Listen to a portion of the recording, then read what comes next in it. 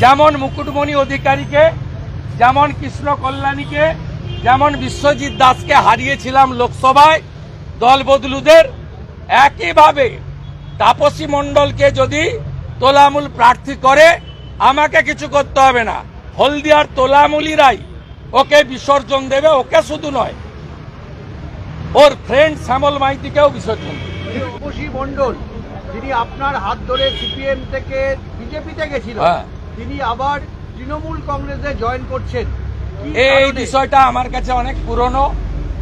1 মাস আগে যখন ভারতীয় জনতা পার্টির জাতীয় নেতারা একটা সার্কুলার দেন, যেহেতু পশ্চিমবঙ্গ নির্বাচনের বছর কোন বিধায়ক জেলা সভাপতি হতে পারবেন না, এই বার্তা পাওয়ার পরের দিনই তিনি তার দেওয়ালে থাকা পদ্মফুল পুছে দিয়েছিলেন।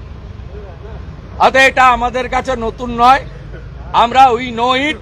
উনার জেলা সভাপতির পদ থাকবে না, তাই তিনি ওই গোল গোল করে বলবেন, সুব্রত বক্সির মাধ্যমে কথা বলেছেন, আমরা we know it very well. তো আপনাদের শুনিয়ে রাখি,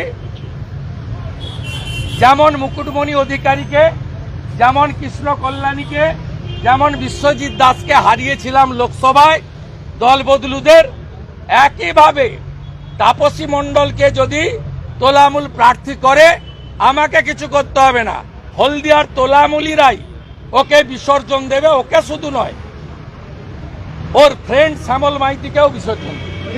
আরেকটা বিষয়, আপনারা শুরু করেছিলেন 77 দিয়ে,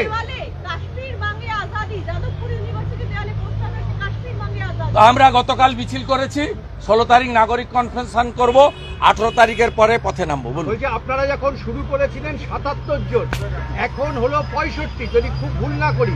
এই যে এতজন বিধায়ক চলে যাচ্ছে এবং না চলে গিয়ে আবার ফিরেও আসছে, সোমেন রায় ফিরে এসছে। হ্যাঁ, তাহলে এটা কারণটা কি? না আমরা নেব না, আমাদের সঙ্গে অনেকে যোগাযোগ রাখেন, নেব না। আমরা পশ্চিমবাংলায় হিন্দুদেরকে, জনজাতিদের নিয়ে সরকার করব।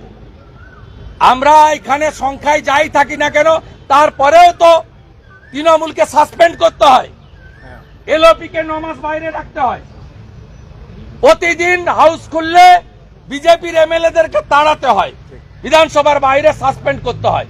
এটাই তো বিজেপির তাকত। বিজেপির তাকত কোন নেতা নয়, পশ্চিমবাংলার হিন্দু এবং জনজাতিরা। এই তাকত আমাদের সঙ্গে আছে, এই তাকত থাকবে এবং দিল্লির মতো এখান থেকেও তাড়াবো। আর বিজেন্দ্র গুপ্তাকে মার্শাল দিয়ে বের করেছিলেন যারা, তাদের যা অবস্থা হয়েছে একই অবস্থা মমতা ব্যানার্জি আর বিমান ব্যানার্জির হবে।